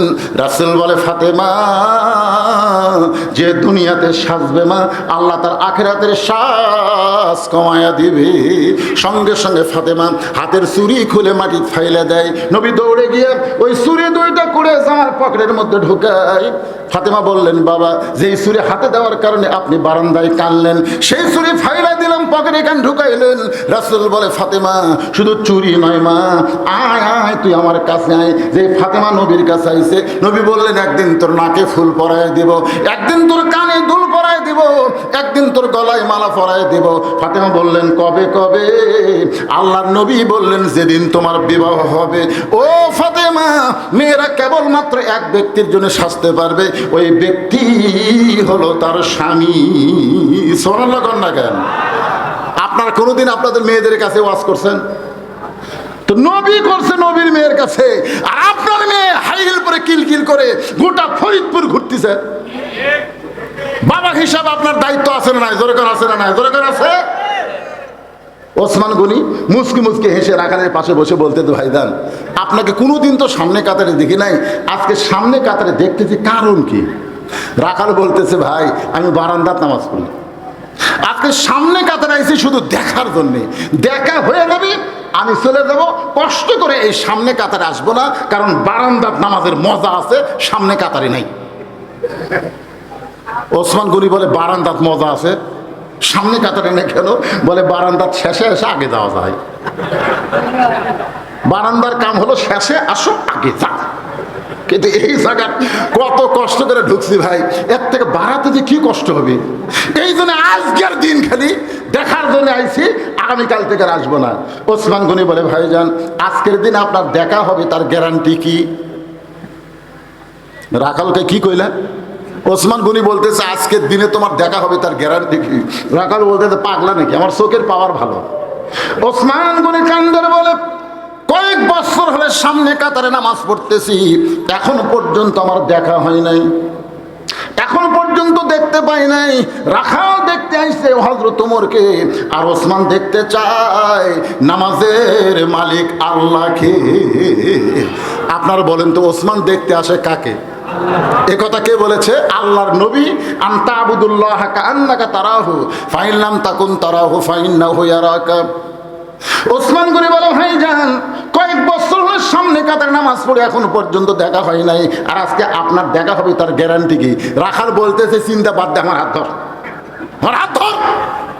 ওসমান গনিকে বলতেছে যে আমি নিজেও দেখবো তোকেও দেখায় দিব। যে রাখাল কইছে নিজেও দেখবো তোকেই দেখায় দিব। এমন সময় আল্লাহর কোরআন ওসমানের সামনে এসে বলতেছে ইয়া আইয়ুহাল্লাযীনা আমানুত্তাকুল্লাহ ওয়া কুনু মা'আস সাদিকিন। সবাই আল্লাহু আকবার বললেন না কেন? এই আয়াতের বাংলা অর্থ কি? যারা ইমানদার বান্দারা যদি আল্লাহর ভয় তোমাদের মধ্যে রাখতে চাও তাহলে তোমরা সত্যবাদীর সাথী হও। সত্যবাদী কারা?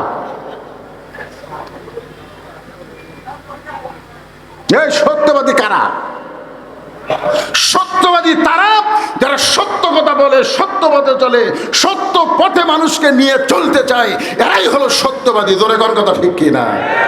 ওসমান গনি মনে মনে বলতেছে আল্লাহ আমার যোগ্যতায় আমি দেখতে পাইনি, কিন্তু আজকে এমন একজন আল্লাহর বান্দা পাইছি যে নিজেও দেখবে আমাকেও দেখবে। ওসমান গনি রাখালের হাতটা ধরে বসে আছেন। কিছুক্ষণ পরে যখন জামাতের সময় হয়েছে, জামাত বোঝেন না, যেই মাত্র জামাতের সময় হয়েছে এমন সময় মুয়াজ্জিন দাঁড়িয়ে গেছে। মুয়াজ্জিন দাঁড়িয়ে আকামত দিচ্ছে। জোরে কোন কি দিচ্ছে? আপনারা বলেন তো আকামতের সময় বসে থাকবেন না দাঁড়াবেন? জোরে বলেন। যেই মাত্র মুয়াজ্জিন আকামত শুরু করেছে এমন সময় ওসমান গনি রাখালের সঙ্গে দাঁড়াইছে। এখন পর্যন্ত ওসমান গনি রাখালের হাতটা ধরে দাঁড়িয়ে আছে।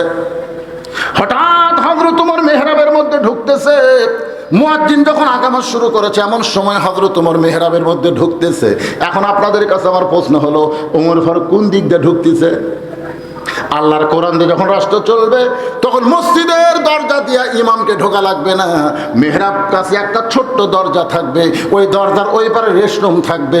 যখনই মুয়াজ্জিন আকামত দেবে সঙ্গে সঙ্গে ওই রেস্টরুম থেকে ইমাম সাহেব দরজা দিয়ে মেহরাবের মধ্যে ঢুকবে। সুবহানাল্লাহ খান্না খায়। কারণ ভাইরে আমার মতন একটা পাংশা বক্তা তেজর থেকে আমি কিন্তু ওয়াজ শেষ করে নামি না। ওয়াজ শেষ করে 2-4 মিনিট বসে থাকি। কারণ কি জানেন? যে লোকগুলো তখন সব তুলে দেবি তারপর আমি নামবো। এরা যে হাতও চাপা দেয় বুঝলেন। প্রত্যেকটা লোক মনে করে জীবনের শেষ মুসাফার হুজুরের সাথে কর্ম এই ধরে এইরকম দেখা। এখন মনে করেন আমার হাত একটা, আর আপনাকে সবার যদি একটা করে চাপ দেন তাহলে এই হাতের কি হবে? রাসূল বলেছে আমার পরে কেউ যদি নবী হতো লাউকানা উমর, আল্লাহ উমরকে নবী বানাই দিত। সেই উমর যদি দরজা দিয়ে মেহরাবতায় সর যায়, প্রত্যেকটা সাহাবী যদি একটা করে মুসাফা করে, হাতের সাইজটা কি হবে চিন্তা করে দেখেন তো। এই জন্য ইমাম মানে শুধু ইমাম না, ইমাম মানে হলো ওই এলাকার নেতা। ধরে কোন কথা ঠিক কি না? ওমর ফারুক যেই মাত্র মেহরাবের মধ্যে ঢুকেছে ওসমান গনি রাখালের হাত ডান হাত ধরে দাঁড়িয়ে আছে। আর রাখাল খালি বারবার কে রে, এটাই তো ই তো আমার কলো। উমরকে যদি দেখবার যাও তাহলে মসজিদের সামনে কাতারে যাও, তোমারও দেখবারে সেই মালিক। যেই মাত্র মুয়াজ্জিন বলেছে কদ কামাতিস সালাহ কদ কামাতিস সালাহ, সঙ্গে সঙ্গে রাখাল আল্লাহু আকবার। ওসমান রাখালে হাত ছাড়ে দিয়ে বলতে ভাইজান ইমাম সাহেব যদি ভুল করে তাহলে মুসল্লি লোকমা দেয়। ইমাম সাহেব ভুল করলে মুসল্লি লোকমা দেয়। এখনো আকামতই শেষ হয় নাই আর তুমি আল্লাহু আকবার লোকমা দিলে। রাখাল বলতেছে এই জন্যই তো তুই কানা, এত বছর হলে নামাজ পড়িস এখন পর্যন্ত দেখবার পাস না মিয়া, আমি কি জন্য আল্লাহু আকবার দিলাম তুই জানিস? সঙ্গে সঙ্গে দ্বিতীয় কাতার থেকে একজন সাহাবী এসে রাখালের হাত খাঁচকা দেটা দেয়, পাগল তোকে সামনে কাতারে দেখার পরই আমার সন্দেহ হয়েছে। এতক্ষণ পর্যন্ত যে লোকটা তোর হাত ধরে দাঁড়িয়েছিল, যাকে তুই কানা কানা বলে তিরস্কার করলি, এই মহামানবকে তুই চিনিস? যাকে কানা কানা বলে তিরস্কার করলি, এই মহামানবকে তুই চিনিস? রাখাল বলতেছে বারান্দার নামাজ পড়ি, আমি ভিতরের কাউকে চিনি না। সাহাবী কান্দার হলো পাগল, তুই যারে কানা কানা বলে তিরস্কার করলি, এ হলো আল্লাহর নবীর ডবল জামাই ওসমান গনি। রাখাল ছোট বাচ্চার মতন কান্দে, ছোট বাচ্চার মতন পাগল হইয়া কান্দে। আমি বারান্দায় নামাজ পড়তে চাই, আমি একজন মূর্খ মানুষ, বারান্দায় নামাজ পড়ি, আমি মসজিদের ভিতরে ঢোকার সাহস পাই না। কিন্তু দামি দামি সাহাবীর মধ্যে আমি রাখাল কেমনে ঢুকি? কিন্তু পথিক আমার সর্বনাশ করেছে। ওমর ফারুকের দিকে আঙ্গুল দেয়া বলতেছে, ওই পথিক আমার সর্বনাশ করেছে। ওই পথিক আমারে কইছে, ওমরকে যদি দেখবার চাও তাহলে সামনে কাতে নামাজ পড়লে মেহরাবের মধ্যে যে মানুষটাকে দেখতে পাবে ইমামতি করতেছে, ওই মানুষটি হলো হযরত ওমর। আমার সারা জীবনের সাধনা একটা বার শুধু হযরত ওমরকে দেখতে চাই। কিন্তু আজকে হযরত ওমরকে দেখতে এসে ওই মেহরাবের মধ্যে ওই প্রতীককে যদি দেখতে পাই, তাহলে তোমরাই বলো আমার লোকমা দেওয়া ছাড়া তো উপায় নাই, আমি আল্লাহু আকবার লোকমা দিব। ওই প্রতীককে মেহরাব থেকে সরায় দিয়া ওই জায়গায় হযরত ওমরকে আমি এক নজর দেখতে চাই। হাজার হাজার সাহাবীরা কাঁদতেছে। সমস্ত সাহাবীরা যখন কান্দে, রাখাল চিল্লায় বলে বারান্দায় নামাজ পড়া ভালো, এই মসজিদের মধ্যে কেন কান্দা কান্দি শুরু হয়ে গেল? ওসমান গনি বলে, রাখাল ভাই, মসজিদের মধ্যে কান্দার কারণ হলো তুমি যারা পথিক পথিক বলতেছো, তিনি হলেন হযরত ওমর। গাছের গোড়া কাটলে গাছটা যেমন পড়ে যায়, রাখাল মেহরাবের মধ্যে তেমন পড়ে গিয়া জব করা মুরগির মতন ছটফট করার বলে, ইয়া আমিরুল মুমিনিন, আমি আপনাকে তওবা পড়াইছি, আমি আপনারে মুনাফিক কইছি, আমি আপনারে ভণ্ড কইছি, অধম রাখালকে আপনি কিছুই বলেননি। সঙ্গে সঙ্গে সাহাবীরা চিল্লায় বলে, এই কে রে? এই মেহরাবের মধ্যে কে ঢুকলো? কারে তওবা পড়াইছে? কারে মুনাফিক কইছে? কারে ভণ্ড কইছে? কে রে? সবাই জানে ওমর রাস্তাতে গেলে শয়তান কয়দিন যায় না। জোরে বলেন, কয়দিন যায় না? নবীর পরে কে নবী হওয়ার যোগ্যতা রাখে সে হলো ওমর। আর এই বেটা কি বলতেছে? তওবা পড়াছি, মুনাফিক কইছি, ভণ্ড কইছি, কে রে? সবাই যখন চিল্লে উঠছে, ওমর ফারুক আল্লাহর কোরআন থেকে তেলাওয়াত করলেন, আতিউল্লাহ ওয়া আতিউর রাসূল ওয়া উলিল আমরি মিনকুম, আল্লাহর আনুগত্য করো, নবীর অনুসরণ করো, আমি যদি তোমাদের আমির হই তোমরা কি আমাকে মানো? সমস্ত সাহাবী বলতেছে, একবার না, দুইবার না, 100 বার আপনাকে মানি, যদি আমাকে মানো তাহলে চিল্লি বন্ধ করে দাও। সবাই যখন জবান বন্ধ করছে, ওমর ফারুক আফসোস করে বললেন, যেই লোক আমাকে তওবা পড়াইছে, যেই লোক আমাকে মুনাফিক কইছে, যেই লোক আমাকে ভণ্ড কইছে, তোমরা কি এর বিচার দেখবার চাও? আমাকে মুনাফিক কইছে, আমারে ভণ্ড কইছে, আমারে তওবা পড়াইছে, অবশ্যই এর বিচার হবে আল্লাহর কোরআন দিয়া। ধরে কোন কি দিয়া? বাংলাদেশে কি আল্লাহর কোরআন দিয়ে বিচার দেখছেন? ওমর ফারুক বললেন, এই লোকটার আল্লাহর কোরআন দিয়ে বিচার হবে। কারা কারা আল্লাহর কোরআনের বিচার দেখবার চাও? সমস্ত সাহাবীরা দুই হাত তুলে বললেন, আমরা দেখতে চাই। ওমর ফারুক বললেন, তাহলে একটু ধৈর্য ধরা লাগবে, একটু ধৈর্য ধরা লাগবে, কারণ আকামত যখন হয়ে গেছে, আকামত যখন হয়ে গেছে, তখন আগে বিচার না আগে নামাজ। জোরে বলেন, আগে বিচার না আগে নামাজ। সমস্ত সাহাবীরা বললেন, আমিরুল মুমিনিন, তাহলে আজকে ফজরের জামাত শেষ হলেই আমরা বিচার দেখব। ওমর ফারুক বললেন, বিচার হবে আল্লাহর কোরআন দিয়ে। সাহাবীরা বিচার দেখার জন্য সবাই মসজিদের মধ্যে বসে থাকবেন। আপনারা আজকে এই সময় আল্লাহর কোরআনের বিচার নিজের চোখে দেখতে পাবেন। কারা কারা দেখবেন? দুই হাত তুলে একটু আমার আল্লাহকে দেখান তো দেখি। লিল্লাহে তাকবীর, হাত নামান। ভাইজান, সবাই আমরা আল্লাহর কোরআনের বিচার দেখব। কিন্তু ফজরের নামাজ পড়াতে ওমর ফারুকের কম পক্ষে 10 মিনিট লাগবে। এটা হামাকের নামাজ না, ওমর ফারুক পড়াবে, সময় একটু বেশি লাগবে না? কথা কর, লাগবে কি লাগবে না? কয় মিনিট? এই 10 মিনিট যারা হাত তুলছেন, তারা যদি আপনারা চলে যান এই 10 মিনিটের মধ্যে, তাহলে বুঝবেন আমার এই ভাইয়ের কথা ঠিক, মানে কথার সাথে কামের মিল নেই। এখন আপনারা হাত তুলে বললেন আমরা আল্লাহর কোরআনের বিচার দেখবো, বলেননি? আপনারা বলেননি? কথা বলেন, বলেন নাই? এই মুরব্বী আবার মাঝখানে ঘুরতেছে, কেন? কি খবর বলে? ও লাঠি নিয়ে ঘুরতেছে। যারা দুই হাত তুলেছেন 10টা মিনিট শয়তান যেন আপনাদেরকে নড়াবার না পারে, তারাই শুধু নড়বেন। আমি এতিমখানা মাদ্রাসার জন্যে 100 কয়টা ছাত্র আছে এখানে? 150 জন ছাত্র এখানে পড়ে। ইয়েতিমদের হাতে একটা করে কোরআন শরীফ দেওয়া লাগবে আপনাদের। সদকাতে তারুদ্দুল বালা, বিপদ আপদ মুসিবত থেকে, বালা মুসিবত থেকে হেফাজত করে দান, এই সদকা করা, এই সদকা আপনারা করবেন, বিপদ আপদ থেকে আল্লাহ হেফাজত করবে। আর 2 নম্বর যেটা সম্মিলিত মোনাজাত, সালাম ফিরালেই নামাজ শেষ। নামাজ শেষ করে কি দিয়ে? কথা বলে না কেন? সালাম ফিরানোর সঙ্গে সঙ্গে নামাজ শেষ। মোনাজাত নামাজের অংশ নয়, তবে নামাজের পরে যদি মোনাজাত করে এই ব্যাপারে কোনো ফতোয়া চলবে না। যদি কেউ করে অসুবিধা নেই, কিন্তু কেউ বলতে পারে না করাই লাগবে, এ করাই লাগবে বলা যাবে না। মোনাজাত নামাজের অংশ না, কিন্তু আদ মুখল ইবাদ, মোনাজাত হচ্ছে সমস্ত ইবাদতের মাথা। ধরে কারণ সুবহানাল্লাহ করে করবে, না করলে না করবে, অসুবিধা নেই। এই ফতুয়া আগে কেউ চাইতো না, এখন নতুন চাচ্ছে। মানে মানুষের আর আল্লাহর কাছে হাত তুলতে শরম লাগে। কি ভাব, হাত তুলতে শরম লাগে?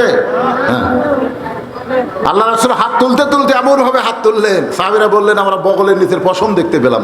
তাহলে চিন্তা করে না, আল্লাহর কাছে হাত তোলা নবী পছন্দ করেছে। ধরে কারণ সুবহানাল্লাহ। কিন্তু নামাজের অংশ মনে করা যাবে না যে মোনাজাত নামাজের অংশ। এখন আসেন, আদায় শেষ, আদায় শেষ, 10 মিনিট নামাজও শেষ। এখন আল্লাহর কোরআনের বিচার। ওমর ফারুক যখন নামাজের ইমামতি করলেন, রাখাল কিন্তু তখন সামনে কাতারে। ধরে কোন কাতারে? কথা কন না কেন, কোন কাতারে? আল্লাহ রাসূল বলেছেন ইত্তাকু ফিরাসাতাল মুমিনিনা ফাইন্নাহু ইয়ানজুরু বিনুরিল্লাহ। আপনারা এখন আর মনোযোগ দিয়ে শুনতেছেন না, ওই মুরব্বি আবার ওই দিকে হসে গেছে। বক্তা যতই কালো হোক, চেহারার দিকে তাকায় থেকে লাভ আছে না নাই? আমার দিকে একটু তাকায় থাকেন বাজান। ইত্তাকু ফিরাসাতাল মুমিনিনা ফাইন্নাহু ইয়ানজুরু বিনুরিল্লাহ। মুমিনদের দৃষ্টি নজরকে তোমরা ভয় করো। যারা প্রকৃত মুমিন হবে তারা তোমাদের মতন দেখবে না, তারা যা দেখবে আল্লাহর নূরের সাহায্যে। বলেন সুবহানাল্লাহ। আপনারা বলেন তো, ওমর ফারুক যখন ইমামতি করতেছে, ওমর ফারুকের চোখ কোন দিকে? আপনারা যখন নামাজে নিয়ত করেন, নিয়ত করার পরে আপনাকে চোখ কোন দিকে? শেষদার দিকে। ধরে কোন দিকে? মুখ কোন দিকে? মুখ। হাদিসে আছে বিস্তারিত, হুজুরি কলব ব্যতীত করছেন কালেও নামাজ তোর হবে না। তবে কেন গাও জোয়ারি, মানুষকে দেখাও নামাজ পড়ি, ও তোমার সিদ্ধ বীজে সুফসল ফলে না। আজও কেন আল্লাহর নামাজ ধরতে পারলা না? ওমর ফারুক যখন ইমামতি করতেছে, এমন সময় রাখাল একেবারে সামনে কাতারে। ধরে কোন কাতারে? কোন কাতারে? রাখালের মনের মধ্যে কি হচ্ছে কন্ত? আমি যাকে সারা জীবন দেখার আশা করছি, যেই মানুষটাকে আমি সারা জীবন এক নজর দেখার আশা করেছি, আর সেই মানুষটাকে আমি তওবা পড়াছি। কি পড়াছি? সেই মানুষটাকে আমি মুনাফিক কইছি, সেই মানুষটাকে আমি ভণ্ড কইছি। আপনারা বলেন তো, ওমর ফারুক নামাজের পরে বিচার করবে, আর রাখালের নামাজের মধ্যেই কি শুরু হয়ে গেছে? আপনারা বলেন তো, সবচাইতে বড় আদালতের নাম কি? কথা কয় না। বিবেক যদি মরে যায়, যতই প্রধান বিচারপতি হোক, ভালো বিচার পাওয়া যাবে না। আর বিবেক যদি ভালো থাকে, তার বিচারও ভালো পাওয়া যাবে। ধরে কোন কথা ঠিক কি না? অনেক লোক বলে না, লোকটার বিবেক মরে গেছে রে। বিবেক নেই। আমরা যখন 15.5 বছর বিচার পাইনি, বিচার যখন পাইনি, তখন আমরা কি বলতাম? তোর বিচার আল্লাহ করবি রে। এই কথা কিন্তু আমরা কয়া বিচারকের কাছ থেকে চলে আসতাম। তোর বিচার আল্লাহ করবে, আল্লাহ। আপনারা বলেন তো, আল্লাহ কি করেনি? কথা কন না, আল্লাহ কি করে নাই? ওমর ফারুক নামাজ পড়াচ্ছেন, এমন সময় রাখাল প্রথম কাতারে ছোট বাচ্চার মতন কাঁদতেছেন। এটা কি দিছে ভাই, ফতুয়া নাকি রে? এত ফতুয়া এখন দেওয়া যাবে? এই ওয়াজ শোনা লাগবে সংক্ষেপে, যেটাই হবে খুব সংক্ষেপ। পবিত্র কোরআন এবং আমাদের ইসলাম ধর্মের রাজনীতি আছে কি না, যদি থাকে তার ব্যাখ্যা, এবং যদি না থাকে তার ব্যাখ্যা দেয়। এক কথাই হলো, রাসূলের হিজরত করার পরের জিন্দেগি হলো রাজনীতির জিন্দেগি। জোরে কোন সুবহানাল্লাহ। এক কথা। 23 বছরের মধ্যে 13 বছর তিনি দাওয়াত দিয়েছেন। হিজরত করা মদিনায় যায়, আর দাওয়াতের কাম না, ফাটানার কাম। ধরে কোন কিসের কাম? 27টা যুদ্ধের সেনাপতি করেছেন। সুবহানাল্লাহ কোন না কেন? বদরের যুদ্ধে নবী ঘরের মধ্যে ঢুকলেন, ঢোকার পরে যখন বের হলো, সাহাবীরা সবাই চমকে গেছে। হুজুর কি দেখতেছি? মানে তাকায় দেখে হুজুরের গায়ে জুব্বা নেই, হুজুরের গায়ে হচ্ছে সৈনিকের পোশাক, হুজুরের মাথার টুপি নাই, নবীর মাথা হলো হেলমেট। নবী আলীকে ডাক দেবেন, আলী আমার কাছে আয়। আলী যখন নবীর কাছে গেলে নবী বললেন, আমার পেটি একটু টাইট করে দাও, পেটি পেটি কোমরের বেল্টটা একটু টাইট করে দাও। হযরত আলী যখন নবীর কোমরের বেল্টটা টাইট করতেছেন, ও আবু বকর বলতেছে, রাসূলুল্লাহ আপনি হলেন আল্লাহর নবী, আপনার কোমরের পেটি টাইট করা লাগবে। রাসূল বলেন, আবু বকর আমি আল্লাহর নবী যেমন ঠিক, আজকে বাতিলের বিরুদ্ধে হকের পক্ষে আমি হলাম আল্লাহর সেনাপতি। ধরে কেন সুবহানাল্লাহ। আল্লাহ কেন বললেন আল্লাযীনা ইম্মাক্কান্নাহুম ফিল আরদ? আল্লাহ কেন বললেন মুসলমানের মধ্যে কাউকে যখন ক্ষমতার চেয়ার দেওয়া হবে তার 1 নম্বর দায়িত্ব কি? পদ্মা সেতু নির্মাণ করা। কি 1 নম্বর দায়িত্ব হলো আকামুস সালাত, নামাজ কায়েম করা। ধরে কোন কি করা? আমাকের ওয়াজ দিয়ে মানুষ নামাজ পড়বি। নবীর ওয়াজ কি মক্কাত ভালো ছিল না? কিন্তু নামাজ তো কায়েম হয় নাই। যেখানে কোরআনে নামাজের কথা আছে প্রত্যেক জায়গায় আছে আকামুস সালাত। জোরে কোন কথা ঠিক কিনা? আকিমুস সালাত, নামাজ কায়েম করো। তো নামাজ কায়েম করবার গেলে আমাকের ওয়াজ দিয়ে হবে না ভাই। ভালো মানুষগুলো সংসদে পাঠায় দিয়ে আগামী সংসদ অধিবেশনে নামাজের বিল সংসদ থেকে পাশ করা লাগবে।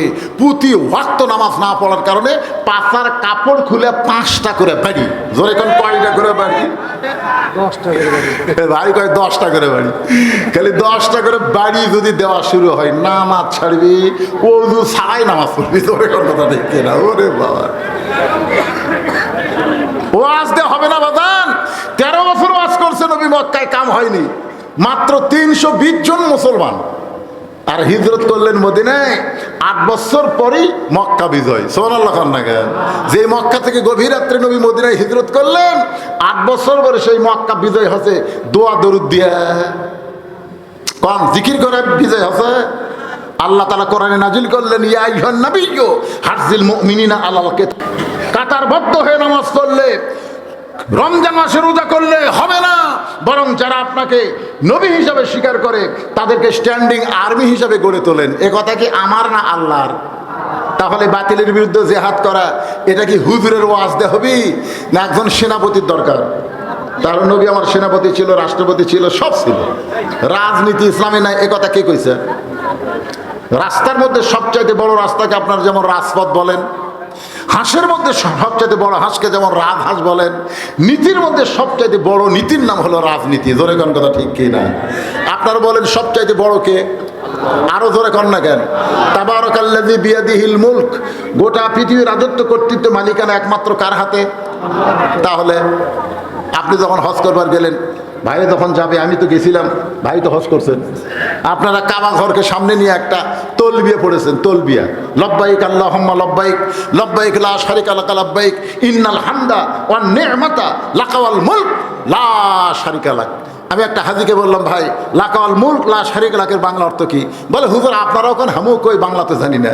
আর বাংলা অর্থ হলো রাজনীতির ভিতরে, রাষ্ট্রের ভিতরে একমাত্র আল্লাহ ছাড়া অন্য কাউকে আমরা স্বীকার করি না। এখন আপনারা বলেন ইসলামের রাজনীতি আছে না নাই? এর চাইতে ভালো ব্যাখ্যা আর দেওয়া গেল না। সালাম ফিরানোর পরে হযরত উমরের দিকে সাহাবীরা তাকায়, উমর ফারুক আজকে আল্লাহর কোরআন দিয়ে বিচার করবে। সবাই যখন উমরের দিকে তাকায় আছে, এমন সময় হযরত উমর ওই কান্নারত সাহাবীকে, ওই রাখালকে এক টানে তুললেন, বসা রাখালকে এক টানে তুলে বুকের মধ্যে চাইপা ধরে কপালে একটা চুমা দিলে। সাহাবেরা বলল, হুজুর আমির আল মুমিনিন, বিচারের নামে আপনি আমাকে কি দেখালেন? ওমর ফারুক বললেন, সাহাবীরা রে, এই রাখালের এত কথা হজম করার পিছনে একটাই মাত্র কারণ, আমি রাখালকে দেখি নাই, রাখালের ভিতরে আমি আল্লাহর কোরআন দেখতে পাই। তাহলে আল্লাহর কোরআন খালি শোনার জন্যে, ওয়াজ শোনার জন্য আল্লাহ দেয়নি, বাস্তবে এই কোরআনকে আমাদের গ্রহণ করা লাগবে। ধরে কোন কথা ঠিক কিনা? শোনার দিক দিয়ে তো আবু জেহেল 1 নম্বর। আপনারা বলেন তো, আবু জেহেল কোরআন শোনার কয় নম্বর? কেমনে বুঝলেন? আপনারা তো তাও বসে থেকে শোনার চান্স পাচ্ছেন, আবু জেহেলের বসারও চান্স নাই। সারা রাত দাঁড়িয়ে দাঁড়িয়ে কোরআন শুনে সকালবেলা এসে মিটিংয়ের মধ্যে হঠাৎ বলে ফেলেছে, এত সুন্দর কোরআনের বাণী, রাতটা কোন দিক দিয়ে গেল আমি বুঝবারই পারিনি। আবু সুফিয়ান বলে, নেতা যেই কোরআন শুনতে রাত কোন দিক দিয়ে গেল বোঝা যায় না, সেই কোরআন ধরলে অসুবিধা কি? আবু জেহেল বলতেছে, কোরআনকে যদি গ্রহণ করি তাহলে তোর আমার নেতৃত্ব চলবে না, আসল নেতা হয়ে যাবে আব্দুল্লাহর এতিম পোলা। আজকে আল্লাহর কোরআনকে গ্রহণ করব, ভালো মানুষকে আমরা দেখতে পাবো। আল্লাহ সেই তৌফিক আমাদেরকে দান করুক। এখানে কোনো দলের কথা বলা হয় নাই, এখানে মুসলমানের ইমানের ব্যাপারে আল্লাহর দলের কথা বলা হয়েছে। দলের কোন কথা ঠিক কিনা? আপনি বিএনপিকে বলেন মসজিদ কার ঘর? আল্লাহর ঘর। আওয়ামী লীগকে যদি বলেন নামাজ না পড়লেও বলবে মসজিদ কার ঘর? আমার এলাকার 2 বেনামাজি গন্ডগোল লাগছে, বিশ্বাস যদি না করিস মসজিদ ছুঁয়ে কমো। আমি বললাম, তোরা জীবনে মসজিদে গেছিস? কয় না। তো মসজিদ কেন ছবি? মসজিদ আল্লাহর ঘর, আমরা বিশ্বাস করি। যারা নামাজ পড়ে না তারাও বিশ্বাস করে মসজিদ কার ঘর? আপনারা বলেন তো, মসজিদ যেমন আল্লাহর, গোটা বাংলাদেশ কার? ওই বিশ্বাস বাংলাদেশের প্রতি যেদিন আসবে সেই দিন আমরা প্রকৃত ইমানদার হব। আল্লাহ আমাদের কবুল করুক। সবাই বলে আমিন।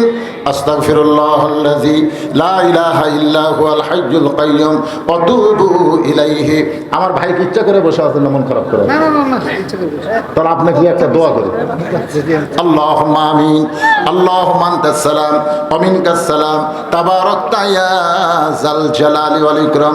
মাবুদ, বহুদিন পর থানা পাড়ায় এসে আল্লাহ তোমার হাজার হাজার বান্দা বান্দিদেরকে নিয়ে রহমতের দরজায় ফকির হয়ে দোকানা হাত তুলেছি।